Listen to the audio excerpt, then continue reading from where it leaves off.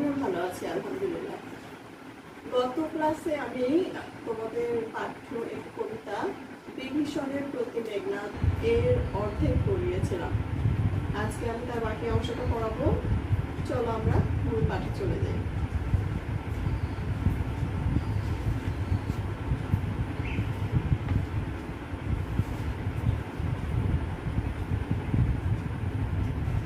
গত ক্লাসে আমরা যেটুকু পড়েছিলাম, লাইনটি হচ্ছে, বিভীষণকে মেঘনাদ বলছে, যায় কি সে কভু প্রভু পঙ্কিল সলিলে শৈবাল দলের ধাম। অর্থাৎ মেঘনাদ বিভিন্নভাবে বিভীষণকে তার অবস্থানটা বোঝানোর চেষ্টা করছিল। তারই প্রেক্ষিতে সে বলেছিল যে রাজহাঁস সবসময় স্বচ্ছ দিঘিতে খেলা করে, পদ্মবনে খেলা করে, সে কখনো বদ্ধ জলাশয়ে যায় না, কর্দমাক্ত পানিতে যায় না। লাইনটা ছিল এটা, যায় কি সে কভু প্রভু পঙ্কির সলিলে শৈবাল দলের ধাম। এটুকু আমরা গত ক্লাসে পড়েছিলাম। আচ্ছা, পরে অংশে চলো আমি পড়ছি, দেখো একটু বোঝার চেষ্টা করো। মৃগেন্দ্র কেশরী কবে হে বীর কেশরী সম্ভাসে শৃগালের মিত্র ভাবে। সে আরো বিভিন্ন উদাহরণ দিয়ে তাকে বোঝানোর চেষ্টা করছে। যেমন বলছে যে মৃগেন্দ্র অর্থ সিংহ, কেশরী অর্থ কেশরযুক্ত প্রাণী। সিংহ যেহেতু কেশরযুক্ত প্রাণীদের রাজা, তাকে বলছে যে সিংহ কবে সম্ভাসে শৃগালে মিত্র ভাবে। অর্থাৎ কেশরযুক্ত প্রাণী সিংহ কি কখনো শেয়ালকে মিত্র ভাবে? ভাবে না, এটাই বোঝাতে চাচ্ছে। আচ্ছা, অজ্ঞদাস বিজ্ঞতম তুমি অবিদিত নহে কিছু তোমার চরণে। বলছে আমি অজ্ঞ, তুমি বিজ্ঞ, তোমার কিছুই অজানা নয়। অবিদিত মানে অজানা। আচ্ছা, ক্ষুদ্রমতি নর, ক্ষুদ্রমতি অর্থ হচ্ছে সংকীর্ণ মনা। সুর অর্থ বীর, ক্ষুদ্রমতি নর সুর লক্ষণ, বলছে লক্ষণ হচ্ছে সংকীর্ণ মনের একজন বীর। নহিলে অস্ত্রহীন যোধে কিসে সম্বোধে সংগ্রামে। বলছে নহিলে তা না হলে অস্ত্রহীন যোধে কি সে সম্বোধে সংগ্রামে। অর্থাৎ অস্ত্রহীনকে তা না হলে কি অস্ত্রহীনকে সে সংগ্রামের আহ্বান জানাতে পারত? কহ মহারথী অর্থাৎ মহাবীর, একই মহারথী প্রথা। মেঘনাদ বিভীষণকে প্রশ্ন করছে যে তুমি তো একজন মহাবীর, তুমি বলো এটাকে মহাবীরদের আচরণ প্রথা যে অস্ত্রহীনকে আক্রমণ করে? আচ্ছা, তারপর দেখো, নাহি শিশু লঙ্কাপুরে শুনি না হাসিবে এ কথা। বলছে লঙ্কাপুরের শিশুরাও এ কথা শুনলে হাসবে যে অস্ত্রহীনকে আক্রমণ করা হয়েছে। অর্থাৎ বোঝাতে চাচ্ছে যে লঙ্কাপুরী অর্থাৎ রাক্ষসদের রাজ্য লঙ্কাপুরের শিশুরাও এটা জানে যে অস্ত্রহীনকে আক্রমণ করা যায় না। ছাড়ো পথ আসিব ফিরিয়া এখনই। বলছে পথ ছাড়ো, আমি এখনই ফিরে আসব। দেখিব আজি কোন দেব বলে বিমুখে সমরে মরে সৌমিত্রী কুমতি। বলছে দেখিব আজি কোন দেব বলে। আমি শুরুতেই বলেছিলাম যে দেবতারা ছিল রাম লক্ষ্মণের পক্ষে, অর্থাৎ রাম লক্ষ্মণ দেবতাদের আনুকূল্য লাভ করেছিল। বলছে আজকে আমি দেখব কোন দেবতার সহযোগিতায় বিমুখে বিরুদ্ধে সমরে মানে যুদ্ধে মরে সৌমিত্রী কুমতি। সৌমিত্রী বলা হয়েছে লক্ষ্মণকে, লক্ষ্মণের মায়ের নাম হচ্ছে সুমিত্রা, তাই সুমিত্রার সন্তানকে বলা হচ্ছে সৌমিত্রী। বলছে আজকে আমি দেখব কোন দেবতার বলে আমার বিরুদ্ধে যুদ্ধে লক্ষ্মণ জয়লাভ করে। দেব দৈত্য নর রণে সচক্ষে দেখেছ। বলছে তুমি দেবতা দৈত্য নর অর্থাৎ মানব যুদ্ধ সবই তুমি সচক্ষে দেখেছ। রক্ষ শ্রেষ্ঠ পরাক্রম দাসে, তুমি রাক্ষসপুরের একজন শ্রেষ্ঠ বীর, তুমি এখানেই বড় হয়েছ, তুমি পরাক্রমশালী, তুমি কখনো পরাজয় মেনে নাওনি, তো তুমি এগুলো সবই জানো। কি দেখি ডরিবে এ দাস হেন দুর্বল মানবে। এই আমরা রাক্ষসরা কি দেখে দুর্বল মানবকে ভয় পাবো। নিকুম্ভিলা যজ্ঞাগারে প্রগল্ভে পশিল দম্ভী। নিকুম্ভিলা যজ্ঞাগার আমি বলেছিলাম যেখানে নিকুম্ভিলা যজ্ঞাগার হচ্ছে রাক্ষসদের প্রার্থনার জায়গা, তাদের পুজো দেওয়ার জায়গা। মেঘনাদ যুদ্ধে যাবার আগে মনে করে যে সে পূজা করবে, প্রার্থনা করবে, যজ্ঞ করবে, সেই জন্য সে নিকুম্ভিলা যজ্ঞাগারে প্রার্থনায় বসে, যজ্ঞে বসে। তো সেই জায়গার কথা বলছে। নিকুম্ভিলা যজ্ঞাগারে প্রগল্ভে পশিল, প্রগল্ভে মানে নির্ভীক চিত্তে, পশিল মানে প্রবেশ করলো। দম্ভী দম্ভ করে নির্ভীক চিত্তে নিকুম্ভিলা যজ্ঞাগারে প্রবেশ করলো। আজ্ঞা করো দাসে শাস্তি নরাধমে, বলছে তুমি আমাকে আদেশ করো, আমি এই নরাধমকে শাস্তি দেব। তব জন্মপুরে তার পদার্পণ করে বনবাসী, বলছে তোমার জন্মপুরীতে পিতা পিতা তা তো অর্থ হচ্ছে পিতা বা পিতার সমতুল্য। বিভীষণ যেহেতু চাচা, তাকে বলছে তা তো বলো তুমি তোমার জন্মপুরীতে কিভাবে বনবাসী, বনবাসী মানে বাইরের লোক প্রবেশ করে। হে বিধাত নন্দন কাননে ভ্রমে দুরাচার দৈত্য, প্রশ্ন করছে যে তুমি বলো নন্দন কানন অর্থ হচ্ছে স্বর্গের উদ্যান, স্বর্গের বাগান। ভ্রমে ভুলেও দুরাচার দৈত্য অর্থ দুষ্কৃতকারী দৈত্য, বলছে তুমিই বলো না স্বর্গের উদ্যানে কি কখনো দুষ্কৃতকারী দৈত্য প্রবেশ করে? নন্দন কাননে ভ্রমে দুরাচার দৈত্য।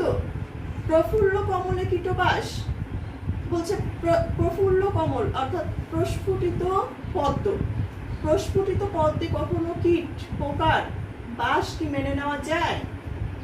কহতা সহিব কেমনে হেন অপমান আমি ভ্রাতৃপুত্রতম, বলছে হে তাতো তুমি বলো আমি কিভাবে এই অপমান মেনে নেব তোমারই ভ্রাতৃপুত্র, তোমারই ভাইয়ের ছেলে হয়ে। তুমিও হে রক্ষমণি সহিছ কেমনে, বিভীষণকে প্রশ্ন করছে তুমি বা কিভাবে এটা মেনে নিচ্ছ, সহ্য করছো। তারপর দেখো মহামন্ত্র বলে যথা নম্রশির ফণি মলিন বদন লাজে উত্তরিলা রথি রাবণ অনুজ। মহামন্ত্র বলে যথা নম্রশির ফণি অর্থাৎ মন্ত্রপুত সাপের উপর যখন সাপের উপর যখন মন্ত্র পড়া হয় তখন সে করে কি ফণা না তুলে মাথা নিচু করে থাকে, ঠিক তেমন করে মলিন বদন লাজে মানে লজ্জা পেয়ে মাথা নিচু করে মুখটা মলিন করে উত্তরিলা রথি মানে উত্তর দিল রথ চালক রাবণ অনুজ অর্থাৎ রাবণের ছোট ভাই বিভীষণ। অর্থাৎ বিভীষণ মন্ত্রপুত সাপ যেভাবে ফণা না তুলে মাথা নিচু করে থাকে সেইভাবে মুখ মলিন করে লজ্জা পেয়ে মাথা নিচু করে বিভীষণ উত্তর দিচ্ছে। এবার লক্ষ্মী রাবণ আত্মজে, কাকে লক্ষ্য করে? রাবণ আত্মজ, আত্মজ অর্থ হচ্ছে ছেলে, আত্মজা অর্থ মেয়ে, কন্যা দুহিতা আত্মজা এগুলো হচ্ছে কন্যার সমার্থক শব্দ। একইভাবে ছেলের সমার্থক শব্দ হচ্ছে আত্মজ। অর্থাৎ বিভীষণ মেঘনাথকে লক্ষ্য করে এবার উত্তর দিল নহি দোষী আমি বৎস, বলছে বৎস আমি দোষী নই। বৃথা ভৎস মোরে তুমি, তুমি বৃথাই আমাকে তিরস্কার করছো। ভৎসনা অর্থ তিরস্কার করা। নিজ কর্ম দোষে হায় মজাইলা এ কনক লঙ্কা রাজা মজিলা আপনি, বলছে মজাইলা অর্থ বিপদগ্রস্ত করলো। এ কনক লঙ্কা রাজা মজিলা আপনি, মজিলা অর্থ মজিল মানে নিজে বিপদগ্রস্ত হলো। বলছে এই লঙ্কাপুরীর রাজা নিজের কর্মদোষে এই লঙ্কাপুরীকে যেমন বিপদগ্রস্ত করেছে নিজেও বিপদগ্রস্ত হয়েছে। নিজ কর্মদোষে হায় মজাইলা এ কনক লঙ্কা রাজা মজিলা আপনি। বিরত সতত পাপে দেবকুল, দেবতারা সবসময় পাপ থেকে বিরত থাকে, দূরে থাকে।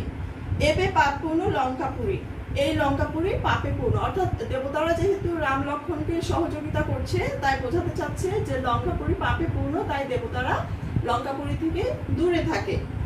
আচ্ছা, প্রলয়ে যেমতি বসুধা ডুবিছে লঙ্কা এ কাল সলিলে, অর্থাৎ বোঝাতে চাচ্ছে এই লঙ্কাপুরী পাপে পূর্ণ, এই পাপের কারণেই প্রলয়ে যেমনটি বসুধা, প্রবল প্রলয় ঝড়ে যেমন পুরো পৃথিবী তছনছ হয়ে যায়, ধ্বংস হয়ে যায়, ঠিক তেমন ভাবে ডুবিছে এই লঙ্কা এই কাল সলিলে।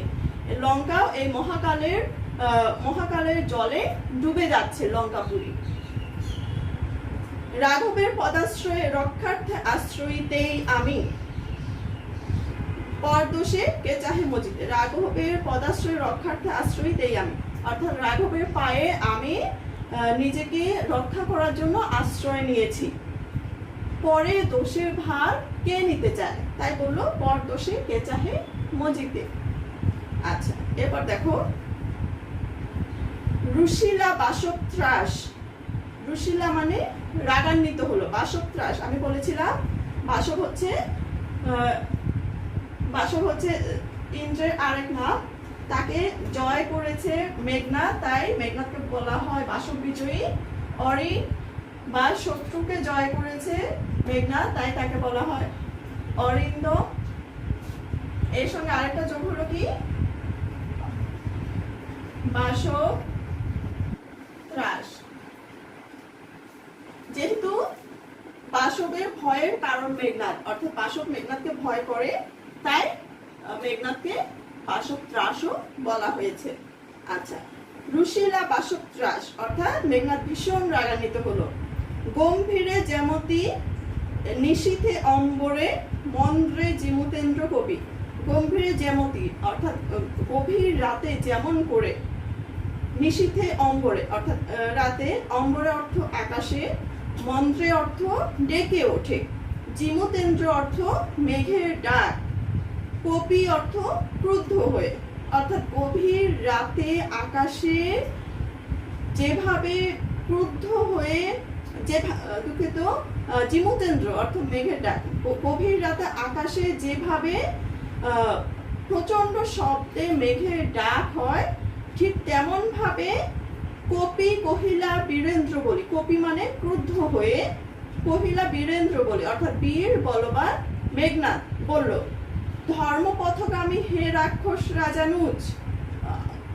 অর্থাৎ বিভীষণকে বলছে যে তুমি ধর্মের অনুসারী রাক্ষস রাজা ছোট ভাই, বিখ্যাত জগতে তুমি জগতে বিখ্যাত হবে। কোন ধর্ম মতে কহ দাসে শুনি, জ্ঞাতিত্ব ভ্রাতৃত্ব জাতি এ সকলে দিলা জলাঞ্জলি।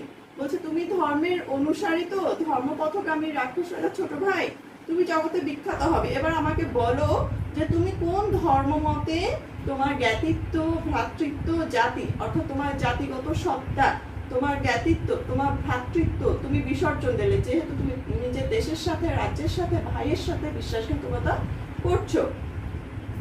শাস্ত্রে বলে গুণবান যদি পরজন, গুণহীন যদি স্বজন, তথাপি নির্গুণ স্বজন শ্রেয়, পর সদা।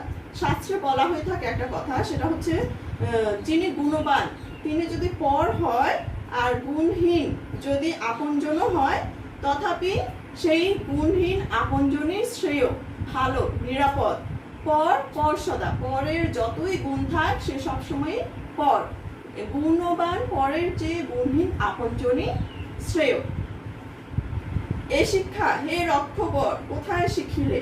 অর্থাৎ বিভীষণ যে কথাগুলো বললো তার প্রেক্ষিতে বলছে তুমি এই শিক্ষাগুলো কোথায় শিখলে। কিন্তু বৃথা গঞ্জিতমা, আবার বলছে কিন্তু তোমাকে আমি বৃথা গঞ্জনা করছি না, দোষারোপ করছি না, করে কোনো লাভ নেই। হেন সহবাসে মানে সঙ্গ দোষে। হে পিতৃব্য অর্থাৎ পিতার সমতুল্য চাচা, বর্বরতা কেন না শিখিবে। বলছে তুমি যেরকম সঙ্গ বেছে নিয়েছো, তুমি বর্বরতা কেন শিখবে না। গতি যা নিজ সহ, গতি অর্থাৎ ঘোরাফেরা, যার নিজ সহ অর্থাৎ হীনদের সাথে, যার চলাফেরা হীন নিচুদের সাথে, নিজ সে দুর্মতি, দুর্মতি অর্থ মন্দ বুদ্ধি। বলছে যার চলাফেরা ওঠা বসার নিচুদের সাথে, তার মাথায় তার মনে তো মন্দ বুদ্ধি ভর করবেই। এই হলো তোমাদের বিভীষণের প্রতি মেঘনাদ। আমি বোঝানোর চেষ্টা করলাম প্রিয় শিক্ষার্থী, জানি না তোমরা কতটুকু বুঝতে পেরেছো। আরেকটা ব্যাপার খেয়াল করো, আমি শুরুতে মধুসূদন সম্পর্কে বলতে গিয়ে বলেছিলাম যে তিনি অনেক কথাই বলেছি, তার মধ্যে একটা কথা ছিল যে তিনি অমিত্রাক্ষর ছন্দের প্রবর্তক। ঠিক আছে, তো এই বিভীষণের প্রতি মেঘনাদ কবিতাংশটি যেহেতু মেঘনাদবধ কাব্য থেকে নেওয়া হয়েছে, মেঘনাদবধ কাব্যটি পুরোটাই অমিত্রাক্ষর ছন্দে রচিত। এখন তোমাদের প্রশ্ন হতে পারে মনে যে অমিত্রাক্ষর বিষয়টা কি। আসলে তোমরা এতটা বুঝবে না, যেটুকু তোমাদের জানা থাকলে চলবে সেটুকু বলি। বাংলা সাহিত্যে ছন্দ 3 প্রকার: স্বরবৃত্ত, মাত্রাবৃত্ত, অক্ষরবৃত্ত। ঠিক আছে, তো প্রত্যেকটা ছন্দেরই কিছু বৈশিষ্ট্য আছে। আমরা প্রত্যেকটা কবিতাকে কোনো না কোনো ছন্দে ফেলতে পারি। ঠিক আছে, তো অক্ষরবৃত্ত ছন্দ মাইকেল মধুসূদন দত্তের সৃষ্টি। এই অক্ষরবৃত্ত ছন্দেরই নবরূপায়ণ হচ্ছে অমিত্রাক্ষর ছন্দ।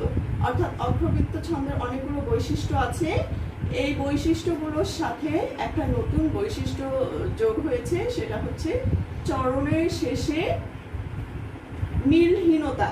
অর্থাৎ প্রত্যেকটি লাইনের শেষে যে আগে চরণের শেষের শব্দের সাথে পরের চরণের শেষের শব্দের মিল থাকে, এই মিলটা রাখার মানে রাখতেই হবে এমন নয়, অর্থাৎ না রাখলেও চলবে।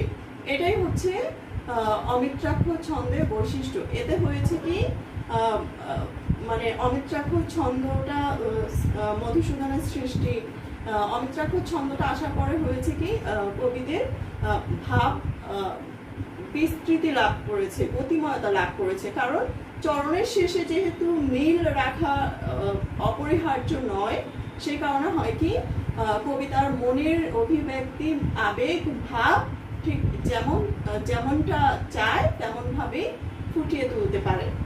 চরণের শেষে মিল রাখতে হবে, এই বাধ্যবাধকতায় গেলে হয় কি, কবির ভাবনাগুলো বাধাগ্রস্ত হয়। ঠিক আছে, সেই কারণে এই অমিত্রাক্ষর ছন্দের কবিতাগুলোই কিন্তু আমাদের সাহিত্যকে আরো অনেক সমৃদ্ধি করে এবং আমাদের শিল্পকে আরো গতিময় করে তোলে। আর আরেকটা বিষয় তোমাদেরকে বলে রাখি, এই যে অমিত্রাক্ষর ছন্দ মানেই হচ্ছে,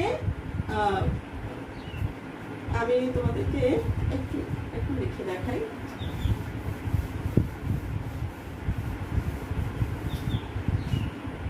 আমি জানি এটা তোমাদের প্রয়োজন নেই, তারপরও আমি জানি কিছু কিছু শিক্ষার্থীর কৌতূহল একটু বেশি থাকে। হ্যাঁ, তাদের জন্যই আমি একটু দেখাচ্ছি। প্রতিটা অক্ষরবৃত্ত ছন্দে প্রতিটা কবিতার প্রত্যেকটা লাইনে 2টি অংশ থাকে। অংশগুলোকে বলা হয় পর্ব। হ্যাঁ, পর্বগুলো এমন হবে 8-6 পর্বে। যেমন হে দারিদ্র তুমি মোরে করেছ মহান, তুমি মোরে দাঁড়িয়ে আছো খ্রিস্টের সম্মান। এটা কিন্তু অক্ষরবৃত্ত ছন্দের একটি কবিতা। আমি জাস্ট 2টো লাইন দেখাচ্ছি। আমি আগে বলেছি এটা তোমাদের প্রয়োজন নেই, কিন্তু যারা একটু বেশি কৌতূহল প্রবণ, অক্ষরবৃত্ত ছন্দ কি, এটা আমাকে ক্লাসেও অনেক সময় অনেকে জিজ্ঞেস করেছে, তাই আমি করছি। দেখো, এই যে অক্ষরবৃত্ত ছন্দের অনেক বৈশিষ্ট্য আছে, তার মধ্যে একটা বৈশিষ্ট্য হচ্ছে লাইনগুলো, কবিতার লাইনগুলো 2টি অংশে ভাগ থাকবে। ঠিক আছে, হে দারিদ্র তুমি মোরে করেছো মহান। ভাগটা কিভাবে হয়, যেখানে একটু থামা হয় সেখানেই সেই ভাগটা হয়। ঠিক আছে, এটা একটা অংশ, এটা একটা অংশ। তুমি মোরে দাঁড়িয়ে আছো খ্রিস্টের সম্মান, এটা একটা পর্ব, এটা একটা পর্ব। এখানে থাকবে 8টি মাত্রা, এখানে থাকবে 8টি মাত্রা, এখানে থাকবে 6টি মাত্রা। এখন মাত্রা বুঝতে গেলে অনেক ঝামেলা আছে, তোমরা এতটা বুঝবে না, তবু আমি একটু সংক্ষেপে বলি। অর্থাৎ যে যে ধ্বনিগুলো আটকে যায়, যেমন আটকাচ্ছে না, সেগুলো হচ্ছে মুক্তাক্ষর। আর যেগুলো আটকে যায়, যেমন কাক, কাক, থাক, হ্যাঁ, এটাকে প্রলম্বিত করা যায় না, দীর্ঘ করা যায় না, এগুলো হচ্ছে বদ্ধাক্ষর। তো মুক্তাক্ষর সবসময় এক মাত্রা হয়, বদ্ধাক্ষর শব্দের আদি বা মধ্যে হলে এক মাত্রা, শেষে হলে 2 মাত্রা। এই অনুযায়ী মাত্রাগুলো নির্ধারণ করতে হয়। তাহলে হে হচ্ছে মুক্তাক্ষর, দা মুক্তাক্ষর, রিদ হচ্ছে বদ্ধাক্ষর, দ্র হচ্ছে মুক্তাক্ষর। আমি বলেছি কি মুক্তাক্ষর সবসময় একমাত্রা, বদ্ধাক্ষর শব্দের আদি বা মধ্যে হলে এক মাত্রা, শেষে হলে 2 মাত্রা। এখানে একটাও বদ্ধাক্ষর মানে 2 মাত্রা নেই। তুমি, মো, রে, পড়েছো, ম, হান। এই যে এটা আমি বদ্ধাক্ষরের চিহ্ন দিয়েছি, আর এটা মুক্তাক্ষরের চিহ্ন। দেখো তো 8 মাত্রা হয়েছে কিনা। 1 2 3 4 5 6 7 8। 1 2 3 4 5 6। হ্যাঁ, তুমি, মোরে, দামি, আসো, ত্রিশ, এর, সম, মান। দেখো 6 মাত্রা হয়েছে কিন্তু।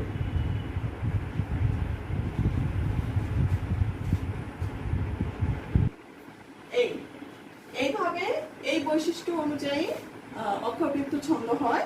তো এই অক্ষরবৃত্ত ছন্দের কবিতায় দেখো শেষে কিন্তু শব্দের মিল আছে। এটা হচ্ছে অক্ষরবৃত্ত ছন্দের কবিতা। এই অক্ষরবৃত্ত ছন্দেরই নবরূপায়ণ হচ্ছে অমিত্রাক্ষ ছন্দ, যার বৈশিষ্ট্য হচ্ছে চরণের শেষে মিলহীনতা, অর্থাৎ মিল থাকবে না। যেমন আমি তোমাদের জাস্ট এই যে বিভীষণের প্রতি মেঘনাদ কবিতা 2 লাইন পড়ে দেখাচ্ছি। দেখো, এতক্ষণে অরিন্দম কহিলা বিষাদে। এখন এতক্ষণে অরিন্দম কহিলা বিষাদে, বিরতিটা এখানে হচ্ছে, ঠিক আছে? এখানে 2টা পর্ব, এই একটা। জানিনু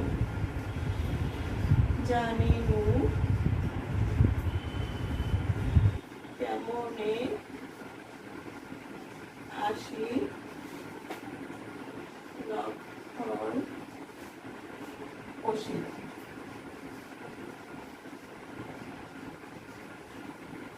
দেখো, জানিনু কে মনে আসি লক্ষণ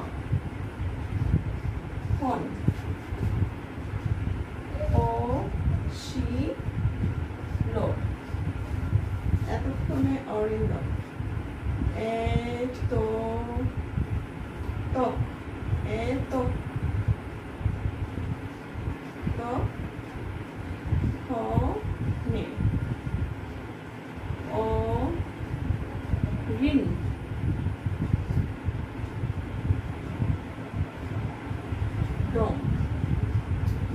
দেখো তো 8 মাত্রা হয়েছে কিনা। 1 2 3 4 5 6 7 8।